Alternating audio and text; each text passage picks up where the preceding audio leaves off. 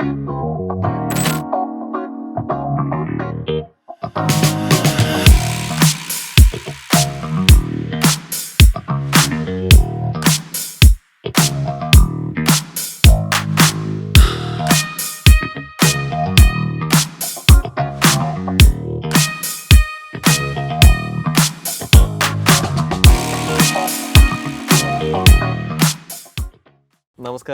ഞാനിപ്പോൾ നമ്മുടെ പ്രിയപ്പെട്ട വിഘ്നേഷിൻ്റെ അടുത്താണ് എത്തിയിരിക്കുന്നത്. വിഘ്നേഷിൻ്റെ അടുത്ത് എത്താനുള്ള മറ്റൊരു കാരണമെന്ന് പറഞ്ഞു കഴിഞ്ഞാൽ ഈ ഫാം ടൂറിസം ഇവിടെ വ്യാപകമായി ആരംഭിച്ചിട്ടുണ്ട്. അപ്പോൾ അതിൻ്റെ ഒരു ഐക്കോണിക്കായ പാർട്ടാണ് ഇപ്പോൾ നമ്മുടെ പ്രിയപ്പെട്ട വിഘ്നേഷ് ചെയ്യുന്നത്. നമസ്കാരം. നമസ്കാരം.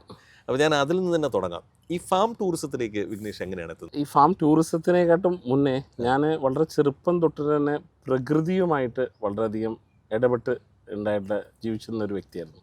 അപ്പോൾ എനിക്ക് മണ്ണിനോട് ഭയങ്കര താല്പര്യമുണ്ട്. ദുബായിൽ എല്ലാവരും പറയും മണ്ണിനോട് താല്പര്യം എന്ന് പറയുമ്പോൾ കൺസ്ട്രക്ഷൻ അല്ലെങ്കിൽ ബിൽഡിംഗ് ഉണ്ടാക്കി വിൽക്കുക അങ്ങനെയുള്ളൊരു ഇതിലാണ്. പക്ഷേ എൻ്റെ ജീവിതത്തിൽ ഞാൻ വളരെ ചെറുപ്പം തൊട്ടിട്ട് തന്നെ മണ്ണുമായി ഇടകലർന്ന് അല്ലെങ്കിൽ ചെറിയ കൃഷികളും കാര്യങ്ങളെല്ലാം വെച്ചിട്ടായിരുന്നു എൻ്റെ ഫാദറിൻ്റെ വീട്ടിലുണ്ടാവുന്ന കാലഘട്ടങ്ങളിലൊക്കെ നമ്മുടെ മുന്നിൽ നിറയെ പാടങ്ങളാണ്. അപ്പം അവിടെ എന്താ പറയുക, ഈ കാളയെ കൊണ്ട് ഉഴുത് ഇതാകുന്ന ഇതുകൾ. അപ്പം മനസ്സിലുള്ള കുറേ ഈ ഓർമ്മകളും നമ്മൾ പറയുമല്ലോ, നമ്മൾ എന്താണോ കാണുന്നത് അതായിരിക്കും നമ്മുടെ താല്പര്യമായിട്ട് ഭാവിയിലേക്ക് വരുന്നത് പറയുന്നത്. അപ്പോൾ ചെറുപ്പകാലം തൊട്ടിൽ തന്നെ ആ ഒരു താല്പര്യം എനിക്ക് മണ്ണിനോട് വന്നിട്ടുണ്ടായിരുന്നു. അപ്പോൾ ആ ഒരു കാരണത്തെ കൊണ്ടാണ് ഞാൻ ഒരു പക്ഷേ ആ ഒരു ഇഷ്ടം അല്ലെങ്കിൽ ആ ഒരു അനുഭവം ജീവിതത്തിൽ വലുതായി വന്നപ്പോൾ അങ്ങനെ ആയപ്പോൾ സ്വന്തമായിട്ട് ഇങ്ങനൊരു സംഭവം വേണമെന്ന് ഒരു ആഗ്രഹം തോന്നി. പിന്നീട് ആ ഒരു അനുഭവം എനിക്ക് വന്നപ്പോൾ കണ്ടമാനം ആൾക്കാർ ഇങ്ങനത്തെ ഒരു അനുഭവത്തിനുള്ള ഒരു എന്താ പറയുക ചാൻസ് ഇല്ലാത്ത കുറേ ആൾക്കാരുണ്ട്, അല്ലെങ്കിൽ ഇങ്ങനെ ചെയ്യണം എന്ന ആഗ്രഹമുള്ള കുറേ ആൾക്കാരുണ്ട്. പക്ഷെ അവർക്കൊരു പ്രോപ്പറായിട്ടുള്ള ഒന്നെങ്കിൽ വരുമാനത്തിൻ്റെ കുഴപ്പങ്ങളെ കൊണ്ടോ അല്ലെങ്കിൽ അവസരങ്ങളില്ലാത്തതിൻ്റെ ഇതുകൊണ്ടോ അല്ലെങ്കിൽ തിരക്ക് പിടിച്ച ജീവിതത്തിൻ്റെ ഭാഗമായിട്ടെന്നൊക്കെയുള്ള ഒരു ഇത് കണ്ടപ്പോൾ ഞാൻ വിചാരിച്ചു ഇത് അങ്ങനെയാണെങ്കിൽ മറ്റുള്ള ആൾക്കാരിലേക്കും എത്തിച്ചു കൊടുക്കാം. രണ്ട് രീതികളുണ്ട്. ഒന്ന്, നമ്മൾ റിസോർട്ട് എന്ന് പറയുന്ന സമയത്ത് അതൊരു കമേഴ്ഷ്യലൈസ്ഡ് ഫോർമായി മാറി. ഇന്നിപ്പോൾ നമുക്കറിയാം കണ്ടമാനം റിസോർട്ട്സ് നമ്മുടെ പല ഭാഗങ്ങളിലുണ്ട്. ഈ റിസോർട്ട്സിൻ്റെ ഒരു പ്രത്യേകത എന്ന് വെച്ച് കഴിഞ്ഞാൽ അവർ ഒരു കമേഴ്ഷ്യലൈസ് ചെയ്തുള്ള ഒരു ലാൻഡിനെ വെറും ഒരു കമേഴ്ഷ്യൽ ആസ്പെക്റ്റിൽ മാത്രമാണ് അതിനെ എന്ത് ചെയ്യുന്നത് കൊണ്ടുപോകുന്നത്. അതേ സ്ഥാനത്ത് ഫാം എന്ന് പറയുന്ന സമയത്ത് പ്രത്യേകിച്ച് ഇപ്പോൾ നമ്മുടെ ഈ ഒരു ഗുഡ് എർത്ത് എന്ന് പറയുന്ന കൺസെപ്റ്റ് എന്ന് പറഞ്ഞാൽ ഇവിടെ നേച്ചറിനെ നേച്ചറായിട്ട് തന്നെയാണ് വിട്ടിരിക്കുന്നത്. ഇവിടെ ഒരു കമേഴ്ഷ്യലൈസേഷൻ ഓഫ് ഒരു പ്രോപ്പർട്ടിയുടെ ഭാഗങ്ങൾ ചെയ്തിട്ടില്ല. അപ്പോൾ നമ്മൾ വരുന്ന സമയത്ത് ഞാൻ ആഗ്രഹിച്ചത് എന്താ വെച്ചാൽ, നമ്മൾ നമ്മുടെ സ്വന്തം മക്കളും അല്ലെങ്കിൽ ഭാര്യയും എല്ലാവരുമായിട്ടൊരു സ്ഥലത്ത് പോകുന്ന സമയത്ത് നമുക്ക് പ്രൈവറ്റായിട്ട് നമുക്ക് അവരുടെ കൂടെ കുറച്ച് സമയം സ്പെൻഡ് ചെയ്യാനും അല്ലെങ്കിൽ അവരുടെ കൂടെ നമുക്ക് ഞാൻ പറഞ്ഞില്ലേ നേച്ചറുമായിട്ടൊന്ന് ഇടപഴകാനുമുള്ളൊരു അവസരമാണ്. നമുക്ക് പാർക്കുകളുണ്ട്, പക്ഷെ പാർക്ക് അറിയാം അതും കമേഴ്ഷ്യലൈസ് ചെയ്തിട്ടുള്ള സ്ഥലങ്ങൾ. അവിടെ കണ്ടമാനം ആൾക്കാർ വരും. അവരുടെ കൂടെ നമ്മൾ ഞാൻ പറയും ഒരു 100 പേരിൽ ഒരാളാവാനേ കഴിയുള്ളൂ.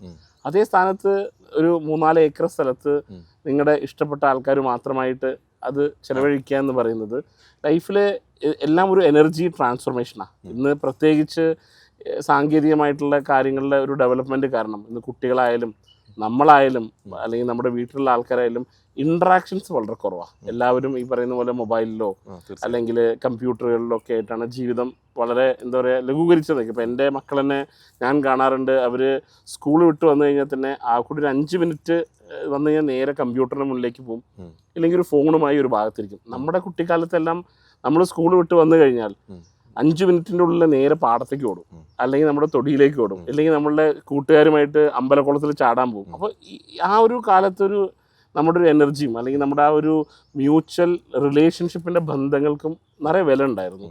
ഇന്നിപ്പോൾ മനുഷ്യന് ആ ഒരു വില പോകുന്നു. അപ്പോൾ പ്രകൃതി എന്ന് പറയുന്നത് എപ്പോഴും ജീവസ് നിൽക്കുന്ന അല്ലെങ്കിൽ ഒരു എനർജി നിൽക്കുന്ന ഒരു ഭാഗമാണ്.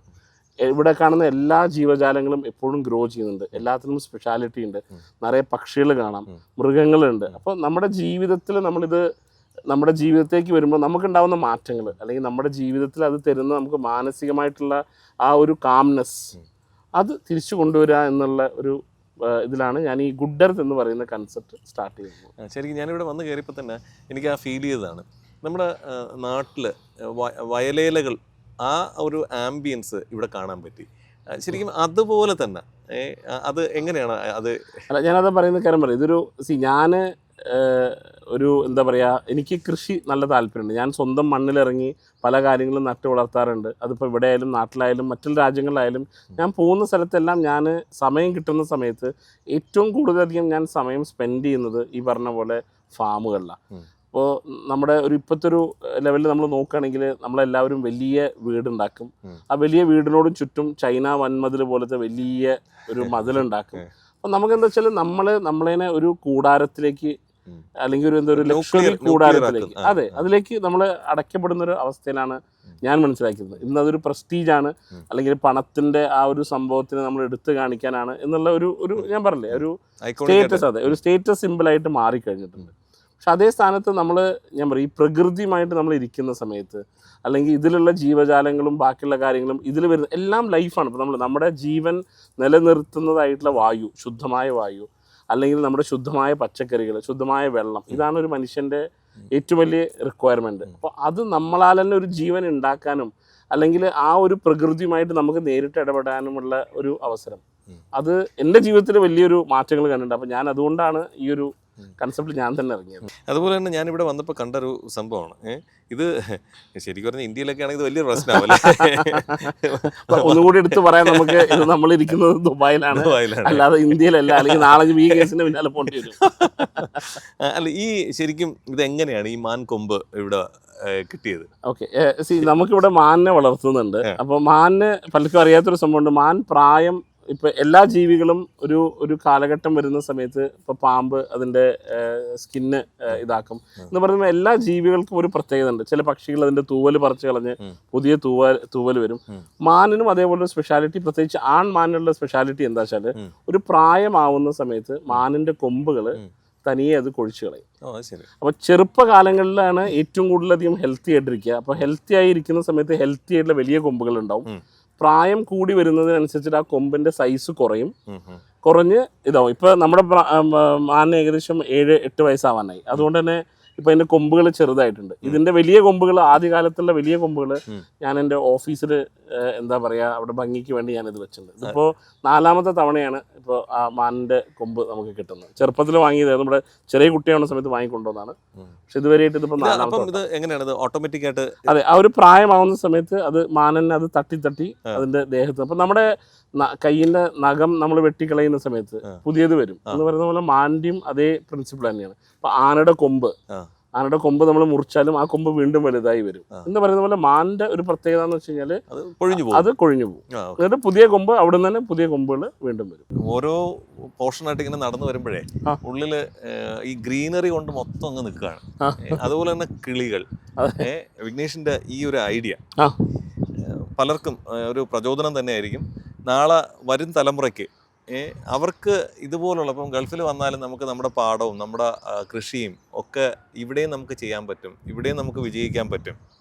അല്ലാതെ മറ്റ് ഇതിൽ മാത്രം, മേഖലയിൽ മാത്രം നിന്നിട്ടല്ല, നമുക്കിതിലും കർഷകനായാൽ പോലും ഒരു പ്രവാസിയായാൽ നിങ്ങൾക്ക് എന്തെങ്കിലും ചെയ്യാൻ പറ്റും എന്നുള്ളൊരു സിഗ്നേച്ചറായിട്ട്. അല്ല, ഇപ്പോൾ ഞാൻ പറയാം, ഈ കോവിഡ് കാലഘട്ടങ്ങളിൽ കണ്ടമാനം ആൾക്കാർ കൃഷിയിലേക്ക്, ഈവൻ ചെറിയ പയ്യന്മാർ, ഇപ്പോൾ കോളേജ് കഴിഞ്ഞിട്ടായാലും കുറേ പേര് ഞാൻ കുറേ യൂട്യൂബ് വീഡിയോസും കാര്യങ്ങളെല്ലാം ഇരുന്ന് കാണാറുണ്ട്. പണ്ട് കാലങ്ങളിൽ കൃഷി എന്ന് പറയുന്നത് ഒരു പ്രസ്റ്റീജിന് കുറവായിട്ടുള്ള സംഭവമാണോ എന്നുള്ളൊരു മാനസിക ചിന്ത പലർക്കും വന്നിട്ടുണ്ട്. പക്ഷെ ഞാൻ പറയുന്നത്, ജീവിതത്തിൽ ജീവനുള്ളതിനെ ഉൽപ്പാദിക്കുന്നവൻ സത്യം പറഞ്ഞാൽ ഈശ്വരനോട് അടുത്ത് കിടക്കുന്നവനാണ്. അതുകൊണ്ടാണ് ഒരു ഫാർമർ എന്ന് പറയുന്ന ആളുടെ വാല്യൂ ആണ് ഒരു ജീവിതത്തിൽ ഏറ്റവും, കാരണം അവനാണ് ജീവൻ നിലനിർത്താനുള്ളതായിട്ടുള്ള ധാന്യങ്ങൾ ഉണ്ടാക്കി തരുന്നത്. അപ്പോൾ മോർ ദാൻ എനിബഡി, എൻ്റെ കൺസെപ്റ്റിൽ ഒരു ഫാർമർ എന്ന് പറയുന്നത് ഒരു ഏറ്റവും ഇപ്പോൾ നമ്മുടെ ജീവിതത്തിൽ പറയും അമ്മയാണ് ഏറ്റവും ഇമ്പോർട്ടൻ്റ് ആയിട്ടുള്ള. കാരണം ഒരു കുട്ടിയെ ആ ജനിച്ച കുട്ടിക്ക് പാലൂട്ടി വളർത്തുന്നത് അമ്മയാണ്. അതുകൊണ്ടാണ് അമ്മയുടെ ആ പ്രാധാന്യം വരുന്നത്. എന്ന് പറയുന്ന പോലെ ഏതൊരു ക്രോപ്പിനെയും ഗ്രോ ചെയ്യുന്നത് ഒരു ഫാർമറാണ്. അപ്പോൾ ഈ ഒരു തൊഴിലിനോ അല്ലെങ്കിൽ ഈ ഒരു സംരംഭത്തിനോ യാതൊരു തരത്തിലുള്ള കുറവുമില്ല. ഞാൻ പറയുമ്പോൾ ജീവിതത്തെ ഏറ്റവും എന്താ പറയുക, സ്പിരിച്വൽ ആയാലും അല്ലെങ്കിൽ ഇതായാലും ഏറ്റവും പ്രാധാന്യപ്പെട്ട ഒരു ജോലി എന്ന് പറയുന്നതിൽ, അല്ലെങ്കിൽ വാല്യൂ കൊടുക്കാൻ പറ്റുന്നൊരു സംഭവം ഒരു കർഷകൻ തന്നെയാണ്. ഞാൻ ഈ വളരെ ചെറുപ്പകാലം തൊട്ടിട്ട് തന്നെ എൻ്റെ അമ്മ പണ്ട് ഇംഗ്ലീഷ് പഠിക്കാൻ വേണ്ടിയിട്ട് ചാനലുകൾ കാണാൻ വേണ്ടി പറയും. അപ്പോൾ പണ്ട് കാലത്ത് നമ്മൾ പറയുമല്ലോ, ഇംഗ്ലീഷ് ന്യൂസ് പേപ്പർ വായിക്കണം, അതേപോലെ തന്നെ ഇംഗ്ലീഷിലുള്ള ചാനലുകൾ നമ്മൾ കാണണം എന്ന് പറയും. അപ്പം അന്ന് നമുക്ക് കാണാൻ അനുവദിച്ചിരുന്ന 2 ചാനൽ, ഒന്ന് നാഷണൽ ജോഗ്രഫിയും ഒന്ന് ഡിസ്കവറി ചാനലായിരുന്നു. അപ്പോൾ നമ്മൾ ഈ 2 ചാനലുകളിൽ നിന്ന് ഈ മൃഗങ്ങളെ കണ്ട് അപ്പോൾ ആ മൃഗങ്ങളോടുള്ളൊരു താല്പര്യം അന്ന് തൊട്ട് തുടങ്ങിയത്. വളരെ ചെറുപ്പകാലം തന്നെ ഈ ഒരു ഇംഗ്ലീഷിലുള്ള ഡോക്യുമെൻ്ററിയും കാര്യങ്ങളൊക്കെ കാണാനുള്ള ഒരു അവസരം വന്നുകൊണ്ടാണ്. അപ്പോൾ അതിൽ നിന്നുള്ള ഒരുവിധം ഇൻഫർമേഷനാണ് ഒന്നുണ്ടായിരുന്നത്. പിന്നെ എൻ്റെ ആ കാലഘട്ടങ്ങളിൽ എൻ്റെ ഒരു വളരെ ക്ലോസ് ആയിട്ടുള്ള സുഹൃത്തിൻ്റെ അമ്മാവൻ ഒരു വൈൽഡ് ലൈഫ് ഫോട്ടോഗ്രാഫറാണ്. അപ്പോൾ അദ്ദേഹത്തിൻ്റെ പല വീഡിയോസും അതേപോലെ തന്നെ ഇതെല്ലാം നമ്മൾ കാണാനിടവുന്നുണ്ട്. അപ്പോൾ നമ്മുടെ നാട്ടിലെ കസ്തൂരിമാൻ്റെ സ്റ്റോറി, അപ്പോൾ നമ്മൾ ഈ കസ്തൂരി എന്ന് പറയുമ്പോൾ അതെങ്ങനെയാണ് മാനിൻ്റെ കഴുത്തിൽ വരുന്ന ഒരു ഇതാണ്. അതും ഈ പറയുന്ന പോലെ തന്നെ അത് കൊഴിഞ്ഞു വീഴുന്നതാണ് ഈ നമുക്ക് കസ്തൂരിയായിട്ട് നമുക്ക് കിട്ടുന്നത്. അപ്പോൾ ഇങ്ങനെയുള്ള എന്താ പറയുക, പല ജീവജാലങ്ങൾക്ക് വളരെയധികം ഇമ്പോർട്ടൻസസ് ഉണ്ട്. ഇത് നമ്മൾ മനസ്സിലാക്കേണ്ട ഏറ്റവും വലിയൊരു കാര്യം കൂടി എന്താ വെച്ചാൽ, ഏത് ജീവിയിലും മെയിലാണ് ഏറ്റവും ഭംഗിയുള്ള ക്രീച്ചറായിട്ട് വരുന്നത്. കാരണം ഈ ഫീമെയിൽസിനെ അട്രാക്ട് ചെയ്യാൻ വേണ്ടി, ഇപ്പോൾ നമ്മൾ മയിൽ നോക്കണം, ഇപ്പോൾ നമ്മൾ മയിലിനെ കണ്ടു കഴിഞ്ഞാൽ ആൺമയിലിന് നിറയെ പീലിയുണ്ട്, കോഴിയുണ്ട്. കോഴിയിലുള്ളത് താറാവ് എന്ന് പറയുന്ന സമയത്ത് ഗൂസ് എന്ന് പറയുമ്പോൾ അതിനായിരിക്കും ഭംഗി, കുറച്ച് വലിപ്പം ഉണ്ടാവും. അപ്പോൾ അതേപോലെ തന്നെ ഇപ്പോൾ ആൺമാനാണ് കുറച്ച് വലിയ സൈസാണ്, നല്ല കൊമ്പുകളുണ്ടെങ്കിൽ നല്ല ഭംഗിയുള്ള ഒരു ജീവിയാണ് മാൻ എന്ന് പറയുന്നത്. അപ്പോൾ ഞാൻ പറയും, എനിമൽസിനോടുള്ള ഒരു ഇഷ്ടം അങ്ങനെയാണ് തുടങ്ങുന്നത്. ആ ഒരു ഇഷ്ടത്തിലാണ് ഈ പറയുന്ന പോലെ കുതിരകളോടുമുള്ള താല്പര്യമുണ്ടായത്. അപ്പോൾ ആ പണ്ട് കാലങ്ങളിൽ നമുക്ക് ടി വിയിൽ വരുന്ന ഒരു സീരിയലായിരുന്നു മഹാഭാരതം. ഈ മഹാഭാരത കഥ നമ്മൾ തുടങ്ങുന്നത് എങ്ങനെയാണെന്ന് വെച്ചാൽ, കുറേ കുതിരകളും ആനകളും വന്ന് പാണ്ഡവ കൗരവരുടെ ഇതിങ്ങനെ ഏറ്റുമുട്ടുന്നതായിട്ടുള്ള ഒരു സീനാണ് നമുക്ക് എപ്പോഴും കാണുന്നത്. അപ്പം അന്ന് തന്നെ നമ്മുടെ മനസ്സിലുള്ള ഹീറോയിറ്റിക് ഫിഗേഴ്സ്, പിന്നെ അതിൽ കുതിര അല്ലെങ്കിൽ ആന എന്നൊക്കെ പറയുന്നത് അല്ല. അപ്പം അതുകൊണ്ട് അപ്പം ഞാൻ പറയും, പലരും എൻ്റെ അടുത്ത് ചോദിക്കാറുണ്ട് ഈ കുതിരകളിലേക്ക് എങ്ങനെ എത്തി. അപ്പം അന്ന് ആ കാലഘട്ടങ്ങളിൽ നമുക്ക് നാട്ടിലെവിടെയും കുതിരയെ കാണില്ല. നമുക്ക് കുതിരയെ കാണണമെങ്കിൽ ഒന്ന് ഊട്ടി പോകണം. അല്ലെങ്കിൽ എനിക്കിന്നും ഓർമ്മയുണ്ട്, എൻ്റെ അമ്മയുടെ അനിയത്തി മദ്രാസിലായിരുന്നു. അപ്പോൾ നമ്മൾ മദ്രാസിൽ ഹോളിഡേ സമയങ്ങളിൽ പോകും. അവിടെ പോയി കഴിഞ്ഞാൽ മറീന ബീച്ചിൽ കുതിര സഫാരി ഉണ്ട്, നിറയെ നല്ല ഭംഗിയുള്ള കുതിരകളെ അന്ന് കാണാം. അപ്പോൾ ഇത് ഭയങ്കര താല്പര്യമായിരുന്നു. അപ്പോൾ മദ്രാസിൽ പോകുന്നു എന്ന് പറഞ്ഞാൽ തന്നെ നമുക്ക് ഈ മറീന ബീച്ചിലും കുതിരയെ കാണാനൊക്കെ ആയിട്ടുള്ള ഇതുണ്ട്. പിന്നെ നമ്മുടെ നാട്ടിൽ, എസ്പെഷ്യലി നമ്മുടെ ആ നാടുകളിൽ അറിയാം, നമുക്ക് ഉത്സവങ്ങളിലുള്ള നിറയെ പൂരങ്ങളും ഉത്സവങ്ങളുള്ള. ഞാൻ അങ്ങാടിപ്പുറത്താണ് ജനിച്ചത് കോട്ടയിലാണെങ്കിലും വളർന്നത് അങ്ങാടിപ്പുറത്താണ്. അപ്പോൾ അവിടെ അങ്ങാടിപ്പുറം പൂരം. അപ്പോൾ ഈ പറയുന്ന 12 ദിവസം 11 ദിവസമാണ് പൂരമുള്ളത്. ആ പൂരം രാവിലെ ആനയെ കുളിപ്പിക്കുന്നത് തൊട്ട് വൈകുന്നേരം എഴുന്നള്ളിച്ച് തിരിച്ചു കൊണ്ട് കെട്ടുന്നവരെ നമ്മൾ ഈ ആനയുടെ പിന്നാലെയും പാപ്പാന്മാരുടെ മുകളിലൊക്കെ ആയിരിക്കും ഉണ്ടാവുക. അപ്പം അങ്ങനെ വന്നിട്ടുള്ളൊരു ആനപ്രേമവും അല്ലെങ്കിൽ ആനയോടുള്ള ഇഷ്ടം കൊണ്ടാണ് ഞാൻ ആനകളെ വാങ്ങിയത്. അപ്പോൾ അങ്ങനെ ആനകളും ആണ്. അതെ. അപ്പം ഇപ്പം അന്ന് ആനേനെ ഇഷ്ടപ്പെടുന്ന ഒരു പയ്യനായിരുന്നു. ഇന്നിപ്പോൾ അത് വന്ന സമയത്ത് നമുക്ക് ആനകളെ വാങ്ങാനുള്ള ഭാഗ്യമുണ്ടായി. ഇതേ പറയുന്ന പോലെ തന്നെയാണ് കുതിരകൾ ഉണ്ടായത്. അപ്പോൾ എനിക്ക് 63 കുതിരകളുണ്ട് നാട്ടിൽ. കേരളത്തിലും ഇവിടെയും ഉണ്ട്. ഇവിടെ ഏകദേശം 12 കുതിരകൾ ഇവിടെ ഉണ്ട്. ഞാനത് ഇവിടെ അറേബ്യൻ ബ്രീഡിൽ ഉള്ള കുതിരകളാണ് ഇവിടെ ഉള്ളത്. നാട്ടിൽ വളരെ ഞാൻ റേസിങ്ങിനോ അങ്ങനെയുള്ള കാര്യങ്ങൾക്കോ ഉള്ളതിനല്ല. അപ്പോൾ നാട്ടിൽ നമ്മുടെ ഇന്ത്യയിലെ ഏറ്റവും പ്രസ്റ്റീജിയസ് ഹോഴ്സ് എന്ന് പറയുന്നത് മാർവാരി ഹോഴ്സസ് ആണ്. അപ്പോൾ അത് രാജസ്ഥാനിലാണ് അതിൻ്റെ ഉറവിടം. അപ്പോൾ രാജസ്ഥാനിൽ നിന്ന് നേരിട്ട് പോയിട്ടില്ല. അപ്പോൾ അതും ഒരു അനുഭവമായിരുന്നു. അപ്പോൾ ഞാൻ കഴിഞ്ഞ കൊല്ലത്തെ പുഷ്കർ മേളയിൽ പോയിട്ടുണ്ടായിരുന്നു. അപ്പോൾ കഴിഞ്ഞ പുഷ്കർ മേളയിൽ ഞാൻ ഏകദേശം 12ഓളം ദിവസം ഞാൻ അവിടെ ടെൻറ്റ് കെട്ടി അവിടെ ഡെസേർട്ടിൽ താമസിച്ച് അവിടുത്തെ ആൾക്കാരുടെ ജീവിത രീതികളും അവരുടെ കൂടെയുള്ള ഭക്ഷണം കാര്യങ്ങളെല്ലാം ഞാൻ പറയുന്നത് ഒരു എക്സ്പീരിയൻസ് ആണ്. നമുക്ക് പലർക്കും ചോദിക്കാം, അപ്പോൾ ലൈഫിൽ നമ്മളിതൊക്കെ ഒരു എക്സ്പീരിയൻസ് ആണല്ലോ. അങ്ങനെ ഒരു എക്സ്പീരിയൻസ് ഉണ്ടായി. അവിടുന്ന് ഞാൻ 30ഓളം കുതിരകളെ സാധാരണക്കാരായിട്ടുള്ള ഫാർമേഴ്സിൻ്റെ കയ്യിൽ നിന്ന് ഞാൻ വാങ്ങി അതിനെ ഞാൻ നാട്ടിലേക്ക് കൊണ്ടുവന്നിട്ടുണ്ട്. പലരും ഇന്നിപ്പോൾ കുതിര എന്ന് പറയുന്നതും വലിയൊരു സ്റ്റേറ്റസ് സിമ്പിളായി മാറിയിട്ടുണ്ട്. നിങ്ങൾക്കറിയാം 5-10 കോടിയുള്ള കുതിരകളൊക്കെ ഇന്ന് നാട്ടിലുണ്ട്.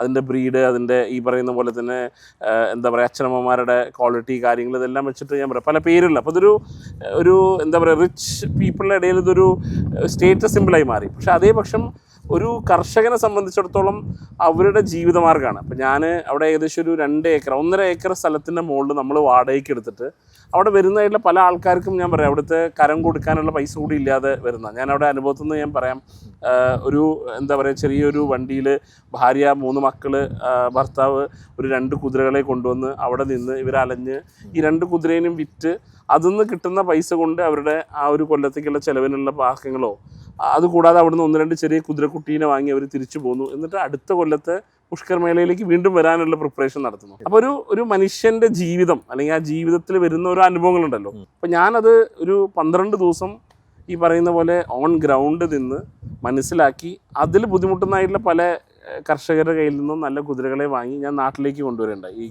കഴിഞ്ഞ കൊല്ലം. അപ്പോൾ ഇതൊക്കെ ഒരു ജീവിതത്തിലുള്ള ഒരു അനുഭവമാണ്. അപ്പോൾ നമുക്ക് ഇഷ്ടം തോന്നിയത് ഈ പറയുന്ന പോലെ ചെറുപ്പകാലത്തിൽ നമ്മൾ കാണുന്നതായിട്ടുള്ള കാര്യങ്ങളെ കൊണ്ടുള്ള ഉള്ളിൽ പതിഞ്ഞു നിൽക്കുന്നതാണ്. അതിനെ നമ്മളാൽ ഇപ്പോഴത്തെ സിറ്റുവേഷനിൽ നമുക്ക് കഴിഞ്ഞതുകൊണ്ട് നമ്മളതെല്ലാം സ്വന്തമാക്കി. അതെ. ഈ ഇപ്പൊ നാട്ടിലുള്ള ഈ കുതിരകളെ എങ്ങനെയാണത് മെയിൻറ്റെയിൻ ചെയ്യുന്നത്? നമുക്ക് അവിടെ ഫാം ഉണ്ട് നാട്ടിൽ, അങ്ങാടിപ്പുറത്ത് തന്നെ നമുക്കൊരു 18 ഏക്കർ സ്ഥലം ഞാൻ വാങ്ങിയിട്ടുണ്ട്. അതിലാണ് എല്ലാ ജീവജാലങ്ങളെയും വെച്ചിരിക്കുന്നത്. അതിന് നോക്കാൻ വേണ്ടിയിട്ടുള്ള ആൾക്കാർ നോർത്ത് നിന്ന് കൊണ്ടുവന്നിട്ടുണ്ട്. ഇപ്പം നമ്മൾ ബ്രീഡിംഗ് ഉണ്ട്, അപ്പോൾ കുട്ടികൾ വരുന്ന സമയത്ത് നമ്മൾ പലയിടത്തും കൊടുക്കുന്നുണ്ട്. പക്ഷേ ഞാൻ പറയാം, ഞാൻ എൻ്റെ മോളടക്കം എല്ലാവരും അവിടെ കുതിര സവാരി പഠിക്കുന്നുണ്ട്. ഈ കുതിര എന്ന് പറയുന്നത് ഒരു എന്താ പറയുക, വളരെ ഒരു മനസ്സിനും അതേപോലെ തന്നെ ഒരു ശക്തിയുടെ പ്രതീകമാണ് നമ്മൾ കുതിര എന്ന് പറയുന്നത്. അപ്പം ആ കുതിരയുടെ ഈ ഇത് പറഞ്ഞപ്പോഴാണ് ഒരു കാര്യം അതിൻ്റെ കൂടെ കണക്ട് ചെയ്യാൻ പറ്റിയത്. അതായത് അതൊരു പത്രക്കട്ടിങ്ങിൽ കണ്ടതാണ്. താങ്കൾ പിന്നെ എയർപോർട്ടിൽ ഇറങ്ങിയിട്ട് എല്ലാവരും കാറിൽ പോകുന്നത് അതിന് പകരം താങ്കൾ കുതിരപ്പുറത്ത് പോയെന്നുള്ളത് അതൊരു വളരെ, കാരണം ഞാൻ പറഞ്ഞു, ഞാൻ ഈ മാർവാരി കുതിരകളുടെ ഒരു അസോസിയേഷൻ ഉണ്ട്, അത് നോർത്ത് ഇന്ത്യയിലാണുള്ളത്. അപ്പോൾ അതിൻ്റെ എന്ന് വെച്ച് കഴിഞ്ഞാൽ ഇന്ത്യയിൽ ഏറ്റവും പ്രസ്റ്റീജിയസ് ആയിട്ടുള്ളൊരു ക്ലബ്ബാണ് ഈ മാർവാരി കുതിരകളുടെ ക്ലബ്ബ്. അത് ഞാൻ മനസ്സിലാക്കുന്നത് വെച്ചാൽ പലവരും ഇന്ന് വളരെ പ്രസ്റ്റീജായിട്ട് പറയുന്നൊരു സംഭവമുണ്ട്, ഞാൻ ആ ക്ലബ്ബിൽ മെമ്പറാണ്, ഇപ്പോൾ ഇവിടുത്തെ നമ്മുടെ ആർട്സ് ക്ലബ്ബിൽ ഞാൻ മെമ്പറാണ്. അത് പറയുന്നത് നമ്മുടെ ഒരു പ്രസ്റ്റീജാണ്. അപ്പോൾ ഞാനും ചെറുപ്പകാലത്തിൽ ഇങ്ങനെ വരുന്നതിൽ ഞാനും വിചാരിച്ചു, ഇങ്ങനെ ഒരു ക്ലബ്ബിൽ മെമ്പറാവുക എന്ന് പറയുന്നതിന് ഒരു പ്രസ്റ്റീജ് ഉണ്ടെങ്കിൽ എനിക്കും അങ്ങനെയാണെങ്കിൽ ഒരു വലിയ ക്ലബ്ബിലാവണം. അങ്ങനെ വന്നപ്പോഴാണ് ഞാൻ ആ ഇടയിൽ എൻ്റെ വായനകളിൽ നിന്ന് കിട്ടിയൊരു ഇൻഫർമേഷൻ അനുസരിച്ചിട്ട് ഇന്ത്യയിൽ നമ്മുടെ പ്രസിഡന്റ് ചെയറിങ് ചെയ്യുന്ന ഒരു ക്ലബ്ബുണ്ട്. അതുകൊണ്ടാണ് ഞാൻ പറയുന്നത്, നമ്മുടെ പ്രസിഡന്റ് വരുന്ന ഈ റിപ്പബ്ലിക് പരേഡിന് വരുന്ന സമയത്ത് ഏകദേശം 41 കുതിരകൾ അകമ്പടിയായിട്ട് വരും. വേറൊരു രാജ്യത്തുമില്ല ഈ കുതിരകൾ അകമ്പടിയായിട്ട്. ഇപ്പോൾ ഈ കഴിഞ്ഞ 2 കൊല്ലത്തെ റിപ്പബ്ലിക് ഡേയിൽ നിങ്ങൾ കണ്ടിട്ടുണ്ടാവും, നമ്മുടെ പ്രസിഡന്റ് വരുന്നത് ഒരു കുതിരവണ്ടിയിലാണ് ആ റിപ്പബ്ലിക് ഡേയിൽ. അപ്പോൾ അങ്ങനെയുള്ളൊരു ക്ലബിലേക്ക് മെമ്പർ ആവാനുള്ള ആഗ്രഹം വന്നിട്ട്, അപ്പോൾ അതിൻ്റെ ഭാരവാഹികളുമായിട്ട് സംസാരിച്ചപ്പോൾ അതിന് നിബന്ധനകളുണ്ട്. മിനിമം 50ഓളം കുതിര വേണം. ഈ ഒരു പറയുന്ന പ്രസ്ഥാനത്തിൻ്റെ മുകളിലോ അല്ലെങ്കിൽ ഈ കുതിരകളിലോ മുകളിൽ വെച്ചിട്ട് എന്തെങ്കിലും വ്യത്യസ്തമായ കാര്യങ്ങൾ നിങ്ങൾ ചെയ്തിരിക്കണം. അപ്പോൾ കോവിഡ് കാലഘട്ടങ്ങളിൽ, അപ്പോൾ ആ ആഗ്രഹം മനസ്സിലാക്കുമ്പോഴാണ് കോവിഡ് വരുന്നത്. ഇപ്പോൾ കോവിഡ് കാലഘട്ടങ്ങളിൽ നിങ്ങൾക്കറിയാം, ഒരു 2 കൊല്ലത്തോളം ഈ പറയുന്ന മേളകളും ബാക്കിയുള്ള കാര്യങ്ങളൊന്നും നടന്നില്ല. അപ്പോൾ കണ്ടമാനം ഫാർമേഴ്സ് സഫർ ചെയ്യാനും കാര്യങ്ങളും തുടങ്ങിയപ്പോൾ ഞാൻ അവിടെയുള്ള എൻ്റെ സുഹൃത്തുക്കളെ വിട്ട് ഈ ഗ്രാമങ്ങളിൽ പോയിട്ട് ഞാൻ കുതിരകളെ വാങ്ങി കൊണ്ടുവരാൻ തുടങ്ങി. അപ്പോൾ ആ കാലഘട്ടത്തിൽ 2 പേരാണ് കുതിരകളെ അധികം വാങ്ങിയിട്ടുണ്ടായിരുന്നത്. ഒന്ന് അംബാനി ആയിരുന്നു, ഒന്ന് ഞാനായിരുന്നു. ഏത് ഗ്രാമത്തിൽ ചെന്ന് കഴിഞ്ഞാലും ആദ്യം ചോദിക്കുക, ആ അംബാനീസേ യാ ദുബായിസേ. അങ്ങനെ ഞാൻ അവിടുന്ന് ഒരു 50-60 കുതിരകളെ ആ കാലഘട്ടങ്ങളിൽ നമ്മൾ വാങ്ങാൻ ഇട വന്നു. പിന്നെ ഞാൻ അവിടെ ഇരുന്ന സമയത്ത് ഞാൻ മലപ്പുറം ജില്ലയിൽ നിന്നാണ്. അപ്പോൾ മലപ്പുറം ജില്ലയിൽ നിങ്ങൾക്കറിയാം, കാളപൂട്ട് മത്സരം വളരെ ഹരം കൊള്ളുന്ന ഒരു സംഭവമാണ്. അപ്പോൾ അതേപോലെ എന്തെങ്കിലും ചെയ്യാൻ തോന്നിയ സമയത്ത് ഞാൻ വിചാരിച്ചു, നമുക്ക് ആദ്യമായിട്ട് ഒരു കുതിരയോട്ട മത്സരം നമുക്ക് കേരളത്തിൽ കൊണ്ടുവരാം. അപ്പോൾ നമുക്കറിയാം, കുതിരയോട്ട മത്സരം നമ്മൾ ഊട്ടിയിലും അല്ലെങ്കിൽ ബാംഗ്ലൂരൊക്കെ കാണുന്നു വെച്ച് കഴിഞ്ഞാൽ ഒരു റേസ് കോഴ്സ് ഉണ്ട്. അപ്പോൾ ആ റേസ് കോഴ്സ് നമുക്ക് കേരളത്തിൽ എവിടെയും ഇല്ല. അപ്പോൾ ഞാൻ എന്ത് ചെയ്തു, MSP ഗ്രൗണ്ടിൽ ഒരു റേസ് കോഴ്സ് ടെമ്പററി ആയിട്ട് മോളെയൊക്കെ വെച്ച് ഉണ്ടാക്കി. ഞാൻ പറയും, കോവിഡ് കാലഘട്ടങ്ങളിൽ വേറെ പണികളൊന്നും ഇല്ലല്ലോ. അപ്പോൾ അങ്ങനെ ഒരു കൺസെപ്റ്റ് വെച്ച് മലപ്പുറത്തുള്ള കുറച്ച് പിള്ളേരെ എല്ലാവരെയും കൂട്ടിയിട്ട് നമ്മളൊരു മലപ്പുറം ഹോർസ് അസോസിയേഷൻ എന്ന് പറയുന്ന ഒരു അസോസിയേഷൻ ഉണ്ടാക്കി നമ്മൾ കേരളത്തിൽ വെച്ചിട്ട് ഈ ഇവൻറ്റ് ചെയ്തു. 100 കുതിരകൾ പങ്കെടുത്തു. പക്ഷേ കോവിഡ് നിബന്ധന ഉണ്ടായിരുന്നതനുസരിച്ച് നമുക്ക് 1500 പേർക്കാണ് പെർമിഷൻ ഉണ്ടായിരുന്നത്. പക്ഷേ ആ ഇവൻറ്റിൽ ഏകദേശം 30,000 പേരുടെ മുകളിൽ ആൾക്കാർ വന്നു. മൊത്തം മലപ്പുറം ജില്ല തന്നെ ബ്ലോക്കായി. അവസാനം എന്നെ അവിടുന്ന് വിളിച്ച് ഇത് എത്രയും പെട്ടെന്ന് നിർത്തണമെന്ന് പറഞ്ഞു. പക്ഷെ അതൊരു അനുഗ്രഹമായി എന്ന് പറയാം. കാരണം എല്ലാ ചാനലുകളും ആ ഒരു ന്യൂസിനെ ഒരു വളരെ, അന്ന് ഞാൻ പറയാം, ഞാനെന്ന് വ്യക്തി ദുബായിലായിരുന്നു. പക്ഷേ ഞാൻ പറയാം, ആ ഒരു ഇവൻറ്റ് വളരെയധികം ഫേമസ് ആയി. കോവിഡ് പ്രോട്ടോകോൾ ലംഘിച്ചു, ലക്ഷക്കണക്കിന് ആൾക്കാർ വന്നു എന്നൊക്കെ പറഞ്ഞിട്ട് ഇത് വന്നപ്പോൾ തന്നെ കേരളം മുഴുവൻ അറിയപ്പെടാൻ വന്നു. എല്ലാവരും കണ്ടു തുടങ്ങി. അങ്ങനെ അതിനുശേഷമാണ് കേരളത്തിൽ കുതിരകളുടെ ഒരു എന്താ പറയുക, ഒരു പോപ്പുലാരിറ്റീനെ കൂടിയത്. അപ്പോൾ ഈ ഒരു ഇവൻറ്റും ബാക്കി ഞാൻ ചെയ്തതുമായിട്ടുള്ള എല്ലാ കാര്യങ്ങളും വെച്ച് ഞാൻ ഒരു അപേക്ഷ കൊടുത്ത സമയത്ത് എനിക്ക് ആ ഒരു ക്ലബ്ബിൽ മെമ്പർ ആവാൻ ഇന്ന് കഴിഞ്ഞു. കേരളത്തിൽ തന്നെ എൻ്റെ അറിവിൽ 1-2 പേര് മാത്രമേ ഇപ്പോൾ ആ ക്ലബ്ബിൽ മെമ്പറായിട്ടുള്ളൂ. ഓക്കെ, അങ്ങനെയാണ് ആ ഒരു ബേസ് വെച്ചിട്ടാണ് നമ്മൾ കുതിരയിൽ നേരെ കയറിയത്. അപ്പോൾ ഞാൻ പറഞ്ഞു, അപ്പോൾ അതിൻ്റെ ഭാഗമായിട്ട് ഞാൻ കോവിഡ് കാലഘട്ടങ്ങളിൽ യാത്രാ സൗകര്യങ്ങൾ തുടങ്ങിയ സമയത്ത് ഞാൻ എയർപോർട്ടിലേക്ക് വരുന്ന സമയത്ത് എൻ്റെ ആ കമ്മിറ്റി മെമ്പേഴ്സ് എൻ്റെ ആ ഒരു എന്താ പറയുക സ്വീകരണത്തിന് വേണ്ടി അവർ ഒരു കുതിരേനെ കൊണ്ടുവന്നിട്ട് എയർപോർട്ടിൽ കൊണ്ടുവന്നു. ഞാനും ഇത് പ്രതീക്ഷിക്കുന്നില്ല. അങ്ങനെ കാലിക്കറ്റ് എയർപോർട്ടിൻ്റെ ഉള്ളിലൊരു കുതിര, ഞാൻ വരുമ്പോൾ നേരെ കുതിര, എയർപോർട്ടിൽ നിന്ന് നേരെ ഇറങ്ങി വന്ന് ഞാൻ നേരെ ആ കുതിരപ്പുറത്ത് കയറി. ആ കുതിരപ്പുറത്ത് നിന്ന് 2.5 കിലോമീറ്റർ അടിയിലേക്ക് വന്നിട്ട് അവിടെ നിന്നാണ് പിന്നെ ഞാൻ വാഹനത്തിൽ എൻ്റെ വീട്ടിലേക്ക് പോകുന്നത്.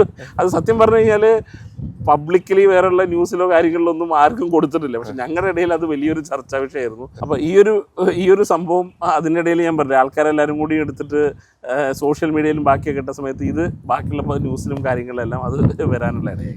ഫാമില് ഇപ്പം ഒരുപാട് പേര് നമ്മളിപ്പം സംസാരിക്കുന്നത് കാണുന്നുണ്ടാവും. ഈ കാണുമ്പോൾ അവർക്കും സ്വന്തമായിട്ടൊരു ആഗ്രഹം തോന്നും, ഞങ്ങൾക്ക് ഫാമിലി ആയിട്ട് ഇവിടെ വരണം, അല്ലെങ്കിൽ ഞങ്ങളുടെ ഒരു ചെറിയൊരു കുഞ്ഞ് പ്രോഗ്രാം ഇവിടെ ചെയ്യണം. അപ്പം അതിൻ്റെ എങ്ങനെയാണ് ഇവിടുത്തെ കാര്യം? നമ്മൾ ഈ ഗുഡ്രത്ത് ഫാമിൽ അതിനുള്ള സൗകര്യങ്ങൾ നമ്മൾ ചെയ്തു കൊടുക്കുന്നത്. ഗുഡ്രത്ത് മാത്രമല്ല, നമ്മൾ ഇതിനോട് അനുബന്ധപ്പെട്ടുള്ള മറ്റുള്ള ഫാമുകളും നമ്മൾ ഇതിലേക്ക് ആഡ് ചെയ്യുന്നുണ്ട്.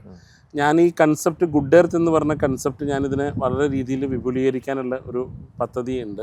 അത് നമുക്ക് ഇവിടെ മാത്രമല്ല ഗുഡ് എർത്തുള്ളത്, നമുക്ക് നാട്ടിലുണ്ട്. ഗോവയിലൊരു പ്രോപ്പർട്ടി എടുത്തിട്ടുണ്ട്, ഔറംഗാബാദിൽ നമുക്കൊരു പ്രോപ്പർട്ടി ഉണ്ട്, ലക്ഷദ്വീപിൽ നമുക്കൊരു അഗതിയിൽ തന്നെ ഒരു 2.5 ഏക്കർ സ്ഥലം ഇപ്പോൾ ഡെവലപ്പ് ചെയ്ത് കൊണ്ടുവരുന്നുണ്ട്. അപ്പോൾ ഈ വരുന്ന ഒരു 2-3 മാസത്തിൻ്റെ ഉള്ളിൽ ഇതെല്ലാം ക്രോഡീകരിച്ച് നമ്മൾ ഈ പറയുന്ന തായ്ലാൻഡിലുള്ള പ്രോപ്പർട്ടി ആയാലോ കിർഗിസ്ഥാനിലുള്ള പ്രോപ്പർട്ടി ആയാലോ എല്ലാം ഇത് നമ്മളെല്ലാം സ്വന്തം ഓൺ ചെയ്യുന്ന പ്രോപ്പർട്ടിയാണ്. പക്ഷേ ഈ ഒരു കൺസെപ്റ്റ് വലുതാക്കി ഈ ഒരു കൺസെപ്റ്റിലേക്ക് മറ്റ് ഫാംസിനെയും കൂടി നമുക്ക് ആഡ് ചെയ്ത് അത് നമ്മൾ മാനേജ് ചെയ്യുന്ന പോലത്തെ ഒരു സിസ്റ്റം കൊണ്ടുവരാനുള്ള ഒരു ഐഡിയ ഉണ്ട്. അപ്പോൾ നമുക്ക് വന്ന് താമസിക്കാനുള്ള സൗകര്യങ്ങളുണ്ട്. ഒരു 20 പേർക്ക് വന്ന് താമസിക്കാനുള്ള സൗകര്യം, ഞാൻ പറയും ഒരു 3-4 ഫാമിലി വരികയാണെങ്കിൽ അതിനുള്ള സൗകര്യം. അതുകൂടാതെ പലപ്പോഴും നമുക്കറിയാം ഹോട്ടലുകളിലായാലും ബാക്കിയുള്ള കാര്യങ്ങളിലായാലും നമുക്ക് ചില പരിമിതികളുണ്ട്. അപ്പോൾ പാർക്കിംഗ് ആയാലും ഒരു ഓപ്പൺനെസ് ഇല്ല. അപ്പോൾ നമ്മൾ ഇതിനെക്കുറിച്ച് കൂടുതൽ ആൾക്കാരിലേക്ക് എത്തിക്കാനും അല്ലെങ്കിൽ ഈ ഒരു കൺസെപ്റ്റിനെ മനസ്സിലാക്കാനും വേണ്ടിയിട്ട് നമ്മളിവിടെ ചെറിയ തരത്തിലുള്ള ഇവൻറ്റ്സ് നമ്മളിവിടെ കോർഡിനേറ്റ് ചെയ്യാറുണ്ട്. അതിനുള്ള സൗകര്യങ്ങൾ നമുക്കുണ്ട്. നമുക്കൊരു ഓപ്പൺ ഏരിയ ഉണ്ട്. അതിൽ 10-700 പേർക്കുള്ള ഇരിക്കാനുള്ള സൗകര്യങ്ങൾ അവിടെ ഉണ്ട്. നമുക്കൊരു ഇൻഡോർ ഇതുണ്ട്, അവിടെ ഒരു 250 പേരെയാണ് നമുക്ക് അക്കോമഡേറ്റ് ചെയ്യാം. ഇപ്പോൾ വരുന്നൊരു ചെറിയ പ്രശ്നം ഈ ഏരിയകളിൽ എന്താണെന്ന് വെച്ചാൽ അടുത്ത നമ്മുടെ ഫാംസ് എല്ലാം ആൾക്കാർ കമേഴ്ഷ്യലായിട്ട് ഡെവലപ്പ് ചെയ്ത് അവിടെ വീടുകളും കാര്യങ്ങളും വന്നു. പണ്ട് കാലത്ത് ഇവിടെ വന്നു കഴിഞ്ഞാൽ നമുക്ക് ശരിക്കും ആസ്വദിക്കാൻ കഴിയുന്ന, അപ്പോൾ നമുക്കറിയാം എല്ലാവരും വരുമ്പോൾ ചില മ്യൂസിക് ഉണ്ടാവാൻ ബാക്കണം. ഇപ്പോൾ ചെറിയ റെസ്ട്രിക്ഷൻസസ് ഈ മ്യൂസിക്കിൻ്റെ പ്രശ്നങ്ങളെ കൊണ്ട് അല്ലെങ്കിൽ ആൾക്കാർ വരുന്ന സമയത്തുള്ള ആ ഒരു പ്രൈവസി ഉണ്ട്. പക്ഷേ എന്നാൽ കൂടിയും വന്ന് സ്റ്റേ ചെയ്യാനോ അല്ലെങ്കിൽ ചെറിയ തരത്തിലുള്ള ഇവൻറ്റുകൾക്ക് ഇവിടെ കോർഡിനേറ്റ് ചെയ്യുന്ന ഒരു വേദി അടിപൊളിയാണ്. എല്ലാവരുടെ അഭിപ്രായത്തിലും അങ്ങനെയാണ്. കാരണം എന്നെ സംബന്ധിച്ചിടത്തോളം ഇത് കുറേയും കൂടിയും മറ്റുള്ള സ്ഥലങ്ങളിലേക്ക് കൂടിയും വ്യാപിപ്പിച്ച് ഇതൊരു കൺസെപ്ച്വലായിട്ട് കൊണ്ടുവരണം എന്നാണ് നമ്മുടെ വെൽത്തായിൻ്റെ അടിയിൽ ഗുഡ് എർത്ത് എന്ന് പറയുന്നൊരു കൺസെപ്റ്റാണ്. അപ്പോൾ ഈ ഒരു കൊല്ലം മിനിമം എങ്ങനെ പോയാലും ഒരു 25-30 പ്രോപ്പർട്ടി നമ്മുടേതായിട്ട് തന്നെയുള്ള കാര്യങ്ങൾ നമ്മളൊരു പ്ലാറ്റ്ഫോമിലേക്ക് എന്തായാലും കൊണ്ടുവരും. ശരിക്കും ഒരു അടിപൊളി ഈവന്റ് നടത്താനുള്ള ഒരു ആംബിയൻസ് ആണല്ലോ ഇവിടെ. അതെ, ഇതൊരു ഔട്ട്ഡോർ ആയിട്ടുള്ള ഒരു ഇവന്റ് നടത്താനുള്ള ഒരു സൗകര്യം. ഇപ്പോൾ ഒരു നല്ല മാരേജ് ആണെങ്കിൽ നമുക്ക് ഞാൻ പറയും ഒരു ഓപ്പൺ ആയിട്ടുള്ള ഒരു ഏരിയ, രാത്രികളിലാണെങ്കിൽ നല്ല ബ്യൂട്ടിഫുൾ ആയിട്ടുള്ള സ്കൈ കാണാം. ചെറിയൊരു സ്റ്റേജ് സൗകര്യം ഇവിടെ ഉണ്ട്. ഏകദേശം ഒരു 700 ആൾക്കാർക്ക് നമുക്ക് സീറ്റിംഗ് കപ്പാസിറ്റി ഇവിടെ ഓപ്പൺ എയറിൽ നമുക്ക് ചെയ്യാനുള്ള സൗകര്യം ഇതിനോട് കൂടി തന്നെ ഉണ്ട്. ഒരു സൂപ്പർ ആംബിയൻസ്. കാരണം എന്ന് പറഞ്ഞാൽ അതായത് നമ്മൾ UAE ഹൃദയഭാഗത്താണ്, എന്നാൽ നാട്ടും പുറത്തിൻ്റെ ഏറ്റവും ബ്യൂട്ടിഫുൾ ആയുള്ളൊരു ഏരിയ. നമുക്ക് അറിയാം, നമ്മളിപ്പോൾ ഏതൊരു കോസ്റ്റ്ലി ഹോട്ടലിലായി കഴിഞ്ഞാലും ഇങ്ങനത്തെ ഒരു ആംബിയൻസിലുള്ള ഒരു അറ്റ്മോസ്ഫിയർ വേറെ എവിടെയും കിട്ടില്ല. ചുറ്റും നിറയെ മരങ്ങൾ, നിറയെ പക്ഷികൾ, നമ്മുടെ ശബ്ദങ്ങൾ, ബാക്കിയുള്ള കാര്യങ്ങൾ, അതിൻ്റെ നടുവിൽ വെച്ചിട്ട് നമുക്ക് ഇരുന്നൊരു പരിപാടി ചെയ്യാന്ന് പറയുന്നത് അത് ഒരു പ്രത്യേകത തന്നെയാണ്. ഓക്കെ, അപ്പം വെഡിങ് ആണെങ്കിലും വെഡിങ് ആനിവേഴ്സറി, ബർത്ത്ഡേ ആണെങ്കിലും ഈവൻസ് ആണെങ്കിലും ഞാൻ പറയാം, നമ്മുടെ ഇവിടെ എനിക്ക് തോന്നുന്നു 100ഓളം കമ്പനി ഇവൻറ്റ്സസ് നടന്നിട്ടുണ്ട്. കാരണം ചെറിയ കമ്പനികളുടെ അവർ 100-200 അല്ലെങ്കിൽ ഞാൻ പറഞ്ഞ 500 സ്റ്റാഫുള്ള കമ്പനികൾ ഇവിടെ വെച്ചിട്ട് ചെയ്യാറുണ്ട്. കണ്ടമാനം ഇഫ്താർ പാർട്ടീസ് ഇവിടെ വെച്ചിട്ട് നടന്നു. ഇപ്പോൾ ഒരു 3 ദിവസം മുന്നേ കൂടി ഇവിടെ കാരണം ദുബായിലുള്ളതുകളൊക്കെ വന്ന സമയത്ത് അവർ ഇവിടെ വെച്ചിട്ട് ഇഫ്താർ പാർട്ടികൾ നടത്തിയിട്ടുണ്ട്, ബർത്ത്ഡേകൾ നടത്താറുണ്ട്. എൻ്റെ അനുഭവത്തിൽ തന്നെ എനിക്ക് ഓർമ്മയുള്ളതായിട്ടുള്ളൊരു 6-7 വെഡ്ഡിങ്സ് ഇവിടെ വെച്ച് നടന്നിട്ടുണ്ട്. അതിൽ എനിക്കിന്നും മനസ്സിലുള്ളൊരു ഓർമ്മ ഒരു പഞ്ചാബി വെഡ്ഡിങ് ആണെന്ന് തോന്നുന്നു, ഒരു US-ലുള്ളൊരു പാർട്ടീൻ്റെ. അവർ ഈ ഒരു സ്ഥലത്തിനെ മാറ്റിൽ ഞാൻ തന്നെ വന്ന് ഞെട്ടിപ്പോയി. ഞാൻ ആ ദിവസം ഇവിടെ എന്നെ ക്ഷണിച്ചിരുന്നു. ഞാൻ വണ്ടി എടുത്ത് ഇവിടെ വന്ന് ഗേറ്റ് തുറന്ന് ഞാൻ ഉള്ളിൽ കയറിയപ്പോൾ ഞാൻ പെട്ടെന്ന് വിചാരിച്ചു, അയ്യോ ഞാൻ സ്ഥലം മാറി കയറി എന്നുള്ള രീതിയിൽ പുറത്ത് വന്നു. പക്ഷെ അവർ ഈ ഒരു ഏരിയനകത്ത്, അപ്പോൾ ഞാൻ പറയാം, അപ്പോൾ അവരുടേതായ രീതികളിലേക്ക് നമുക്ക് ഒരു ഹോട്ടലിലാവുന്ന സമയത്ത് നമുക്ക് കിട്ടുന്ന ഒരു വെന്യൂ ആണ്. അതൊരു ലിമിറ്റഡ് വെന്യൂ ആണ്. നമുക്ക് ഈ പറയുന്ന പോലെ ഒരു 5000 സ്ക്വയർ ഫീറ്റുള്ള ഒരു ചെറിയ ഹോൾ മാത്രമേ ഉള്ളൂ. അതേ സ്ഥാനത്ത് നമുക്ക് ഓപ്പൺ ആയിട്ട് നാച്ചുറലായിട്ടുള്ള പല സ്ഥലങ്ങൾ, മൊമെൻറ്റ്സുകൾ, നമുക്ക് ഫോട്ടോസ് എടുക്കാനും ബാക്കിയുള്ള കാര്യങ്ങളും, കുട്ടികളായിട്ടുള്ള അവർക്ക് കളിക്കാനുള്ള സൗകര്യം, ഇതെല്ലാം ഇവിടെ നമുക്ക്. അതുപോലെ ഹോഴ്സ് റൈഡ് വേണമെങ്കിലും ഉണ്ട്. ഇപ്പോൾ ഞാൻ പറയാം, എനിക്ക് ഇതല്ലാതെ ഷാർജയിൽ ഒരു ഹോഴ്സ്, ഞാനിത് എല്ലാം കൂടിയും ക്രോഡീകരിച്ച് നമ്മളൊരു ഇത് സ്റ്റാർട്ട് ചെയ്യണം എന്നുള്ള ഒരു ആഗ്രഹത്തിലാണ് ഒരു 4-5 കൊല്ലം മുന്നേ ഈ ഒരു കമേഴ്ഷ്യലല്ല ഈ പബ്ലിക്കിലേക്കും കൂടി ഇത് എത്തിക്കാനുള്ള സംഭവം വന്നത്. പക്ഷേ ഇപ്പോൾ നമ്മൾ ഇതിനൊരു ബ്രാൻഡായി ക്രിയേറ്റ് ചെയ്ത് ഇതിൻ്റെ ഒരു ഇമ്പോർട്ടൻസ്, കാരണം ഇന്ന് നമ്മൾ ദുബായിൽ നിങ്ങൾക്ക് എല്ലാവർക്കും അറിയാം, ഒരു മനുഷ്യൻ അനുഭവിക്കുന്നത് ഏറ്റവും മെൻ്റൽ സ്ട്രെസ്സാണ്. അത് വർക്കിൽ നിന്നായാലും ഫാമിലിയിൽ നിന്നായാലും ഇല്ലെങ്കിൽ ഫിനാൻഷ്യൽ ആയാലും. അപ്പോൾ ആ സ്ട്രെസ്സിൽ നിന്ന് അവന് ഒരു എന്താ പറയുക, എന്തെങ്കിലും ഒരു സമാധാനമായിട്ടൊരു 10 മിനിറ്റ്. ഇപ്പോൾ നമുക്കറിയാം അവിടെ ഇരിക്കുന്നതും ഇവിടെ ഇരിക്കുന്നതും തമ്മിലുള്ളൊരു വ്യത്യാസം. തീർച്ചയായിട്ടും ഇവിടെ നമുക്ക് ഞാൻ പറയാം അതിന് പല ഇത് ഞാൻ പറയാം, ഇതൊരു നാച്ചുറലി അതിന് പ്രത്യേകത ഉണ്ട്. കാരണം ഇത്രയധികം ഓക്സിജൻ, നമുക്ക് പ്യുവർ ഓക്സിജൻ വരുന്നു, പൊല്യൂഷൻ വളരെ കുറവാണ്, ബേർഡ്സ് ചുറ്റും നമ്മളുടെ ചുറ്റും ഇരിക്കുന്നു, മൃഗങ്ങളുണ്ട്, നാച്ചുറലായിട്ടുള്ള ഫുഡ് നമുക്ക് കഴിക്കാം. അപ്പോൾ നമുക്ക് അങ്ങനെയുള്ളൊരു അറ്റ്മോസ്ഫിയർ ഇരിക്കുമ്പോൾ തന്നെ നമ്മുടെ സ്ട്രെസ് ലെവല് ഒരു 40% കുറയും എന്നാണ് എനിക്ക് എൻ്റെ ജീവിതത്തിൽ നിന്ന് മനസ്സിലാക്കുന്നത്. നമുക്കിവിടെ പശു അതേപോലെ തന്നെ ആട് കാര്യങ്ങളുണ്ട്. അപ്പോൾ നല്ല പശുവിൻ്റെയും ആടിൻ്റെയും പാല്, ആക്ച്വലി ആട്ടുംപാലാണ് ഏറ്റവും നല്ല ടേസ്റ്റ്. ഇപ്പോൾ നമ്മൾ ആട്ടുംപാലുകൊണ്ട് ഉണ്ടാക്കുന്ന ചായയുടെ ടേസ്റ്റ് വളരെ വ്യത്യസ്തമാണ്. നമ്മളിപ്പോൾ കുറച്ച് ആടുകളെ കൊടുത്തു, കാരണം കണ്ടമാനം ആടുകളുണ്ടായിരുന്നു. ഇപ്പോൾ കുറച്ച് ആടുകളെ കൊടുത്തു, കാരണം ആട് പെട്ടെന്ന് പെറ്റ് വരികയും ചെയ്യും. നമുക്ക് ഏകദേശം 30ഓളം ആടുകളുണ്ടായിരുന്നു ഇവിടെ. നമുക്കിവിടെ പ്രാവുകളുണ്ട് ഇഷ്ടംപോലെ, അതും പല വെറൈറ്റീസിലുള്ള പ്രാവുകളുണ്ട്, ഡിഫറെൻ്റ് ആയിട്ടുള്ള സംഭവം. അതുകൂടാതെ നമുക്ക് മയിലുണ്ട്, അതേപോലെ ഫാൻസി കോഴിയുണ്ട്, നാടൻ കോഴിയുണ്ട്, ഗിനിക്കോഴികളുണ്ട്. നമുക്ക് അപ്പുറത്ത് കണ്ടു കഴിഞ്ഞാൽ അറിയാം, നമുക്ക് ഗിനിക്കോഴിയുണ്ട്, വാത്തുണ്ട്, വലിയ താറാവുണ്ട്. അതുകൂടാതെ നമുക്ക് എന്താ പറയുക, മറ്റേ നോർമൽ നമ്മുടെ നാടൻ താറാവ് അത് വേറുണ്ട്. നമുക്കൊരു ദിവസം എങ്ങനെയായാലും ഒരു 19 മുട്ട താറാവിൻ്റെന്ന് കിട്ടും, ഒരു 10-15 മുട്ട കോഴീൻ്റെന്ന് നമുക്ക് എല്ലാ ദിവസവും കിട്ടാറുണ്ട്.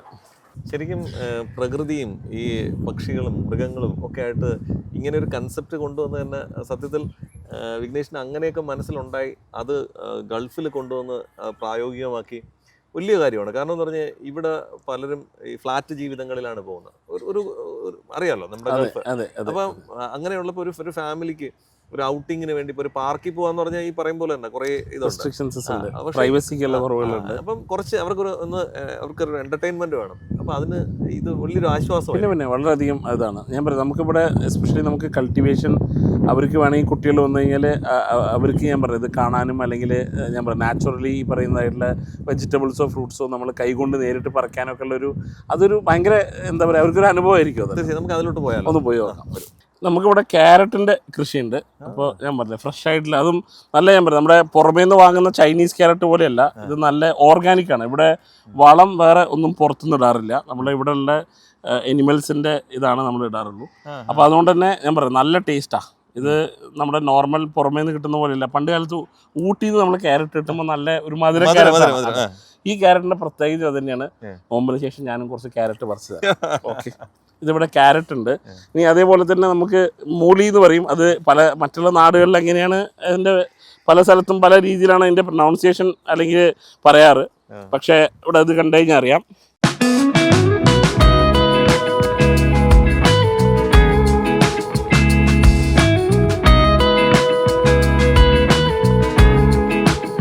അപ്പോൾ ഇത് ഞാൻ പറയുന്നത് ഇപ്പോൾ ഫ്രഷായി നമ്മൾ ഇവിടെ നിന്നുള്ള സാധനം അങ്ങനെ അതേപോലെ ഇടുന്നു. ഇവിടെ അത് കൾട്ടിവേറ്റ് ചെയ്യുന്നുണ്ട്. ഇവിടെ ഒരു സ്പെഷ്യാലിറ്റി എന്ന് പറഞ്ഞാൽ കോണിൻ്റെയാണ്. അപ്പോൾ ഇത് നമുക്ക് ആക്ച്വലി ആയിക്കഴിഞ്ഞാൽ നല്ല ടേസ്റ്റാണ്.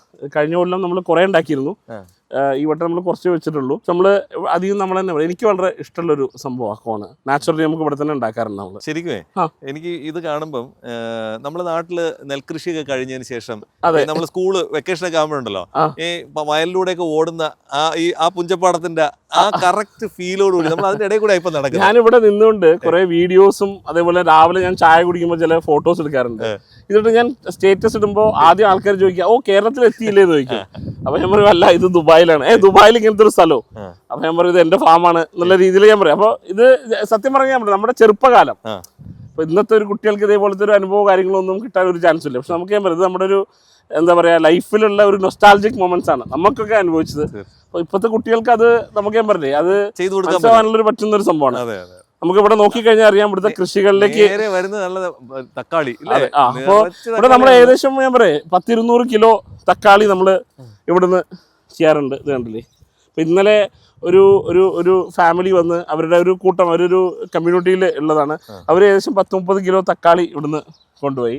അപ്പോൾ ആൾക്കാർ ഞാൻ പറയും ഇവിടെ ഇത് അറിഞ്ഞ് ആൾക്കാർ വരാറുണ്ട്. അവർ വന്നിട്ട് ഇവിടെ നിന്നുള്ള കാര്യങ്ങൾ വാങ്ങിക്കൊണ്ടുവരാറുണ്ട്. ഈ പൂവൊക്കെ പിടിച്ച് ഇതെന്താ സാധനം? ഇത് നമ്മുടെ മല്ലിച്ചപ്പാണ് ഈ സംഭവം. ഓ, അപ്പോൾ ഞാൻ പറഞ്ഞില്ലേ, ഇത് നമുക്ക് നോക്കിക്കഴിഞ്ഞാൽ അറിയാം, നമ്മൾ മറ്റുള്ള പോലെയല്ല. ഇതിൻ്റെ ഒരു സ്മെല്ല് നോക്കി ആ ഒരു നാച്ചുറലി നമുക്ക് ഇവിടെ വരുന്നതിൻ്റെ സ്മെല്ല് തന്നെ ഡിഫറെൻ്റ് ആണ്.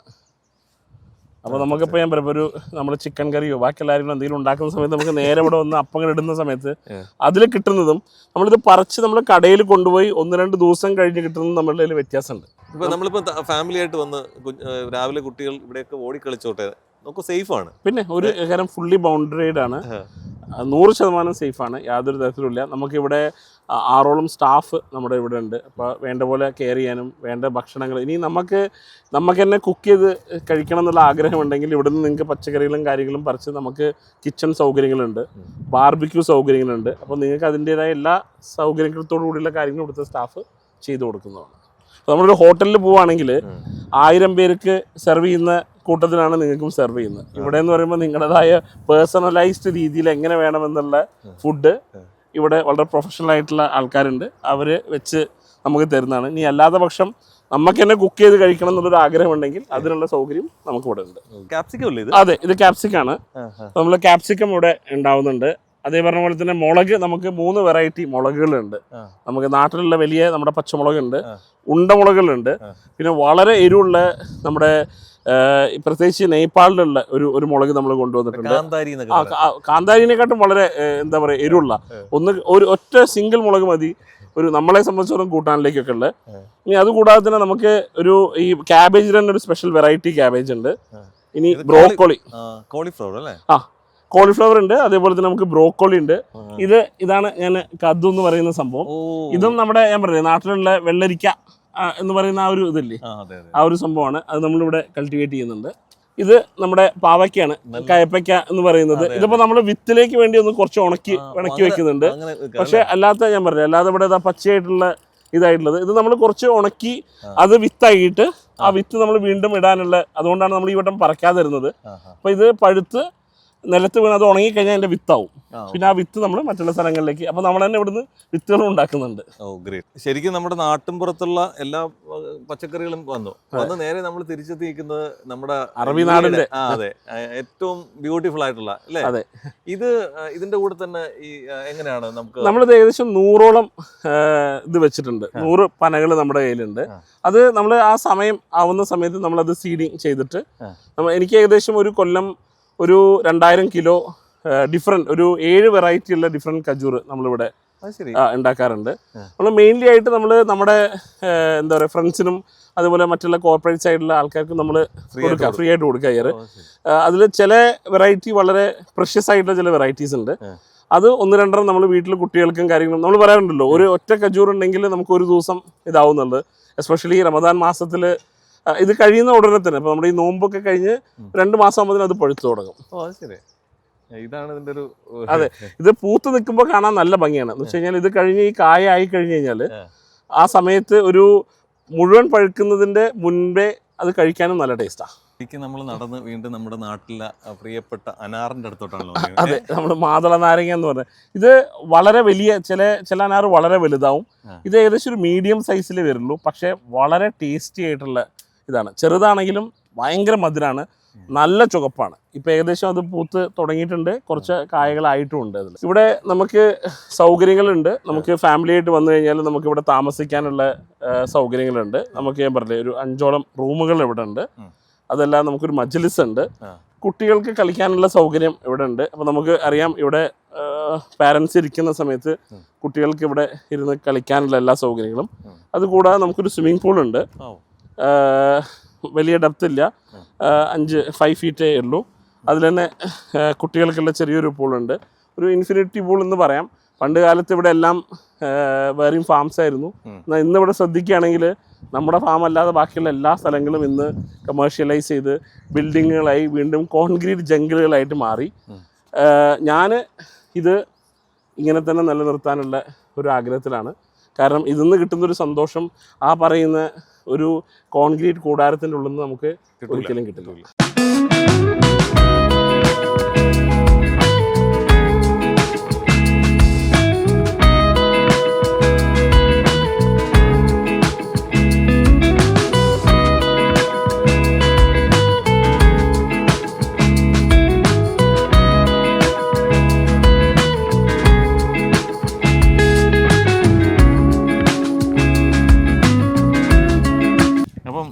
ഗുഡ് എർത്തിൽ വന്നു.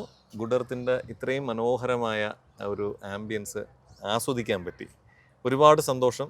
വീണ്ടും നമുക്ക് കാണാം. Thank you so much. അപ്പം ഇത് തീരുന്നില്ല, ഇത് സ്റ്റാർട്ടിംഗ് ആണ്. നമ്മളിതിൻ്റെ ഒരു യാത്ര തുടങ്ങുകയാണ് ഇവിടെ നിന്ന്. ഓക്കെ, ഇതിനോട് കൂടി എനിക്ക് പറയാനുള്ളത്, ഞാൻ ഈ ഒരു ഫാമിംഗ് ലൈഫിൻ്റെ ഭാഗമായിട്ട് ഒരു ഇൻസ്റ്റാഗ്രാമിൽ എൻ്റെ ഒരു പേജ് ഉണ്ട്, ദ റിയൽ ഫാർമർ എന്നാണ്. ഓക്കെ, അപ്പോൾ അത് നോക്കിക്കഴിഞ്ഞാൽ വീണ്ടും ഈ പറയുന്ന ജീവിതത്തിൻ്റെ ഭാഗങ്ങളെല്ലാം അതിൽ നിന്ന് നേരിട്ട് കാണാനും കഴിയും.